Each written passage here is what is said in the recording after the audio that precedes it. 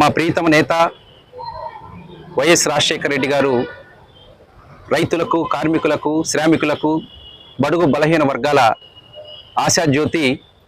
ఈ రాష్ట్రంలో ప్రతి పేదవాడి గుండెల్లో నిలిచిపోయినటువంటి వ్యక్తి శ్రీ వైఎస్ రాజశేఖర రెడ్డి గారి 76వ జయంతి సందర్భంగా ఈరోజు వినుకొండ పట్టణంలో కాంగ్రెస్ పార్టీ నాయకులు, కార్యకర్తలు అందరూ కూడా పెద్ద ఎత్తున పాల్గొని ఈరోజు వినుకొండలో ఉన్నటువంటి గవర్నమెంట్ హాస్పిటల్లో ఇక్కడ ఉన్నటువంటి రోగులకు, దివ్యాంగులకు అందరికి కూడా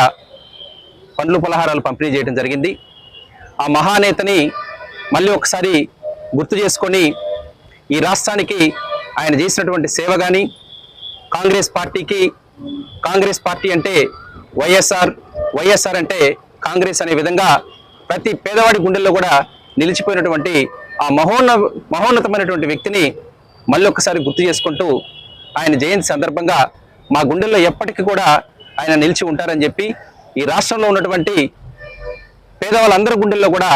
ఆయన నిలిచి ఉండే విధంగా ఈరోజు ఈ కార్యక్రమం చేయడం జరిగింది. ఈరోజు కాంగ్రెస్ పార్టీ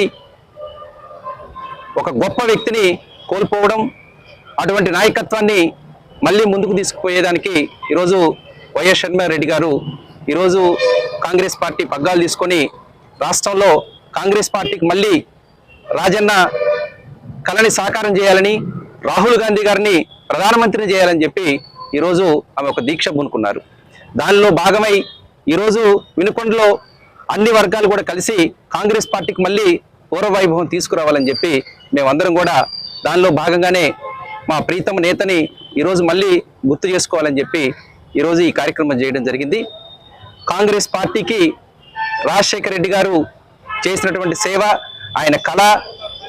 పేదల పట్ల, రైతుల పట్ల ఆయనకున్నటువంటి తపన, మళ్ళీ అదే స్ఫూర్తిని శ్రీ వైఎస్ రెడ్డి గారు కొనసాగించే విధంగా ఈరోజు రాష్ట్రంలో కాంగ్రెస్ పార్టీని బలోపేతం చేయడానికి ఆమెతో అడుగులో అడుగై మేమందరం కూడా ముందుకు సాగాలని చెప్పి నిర్ణయించుకున్నాము. ఈరోజు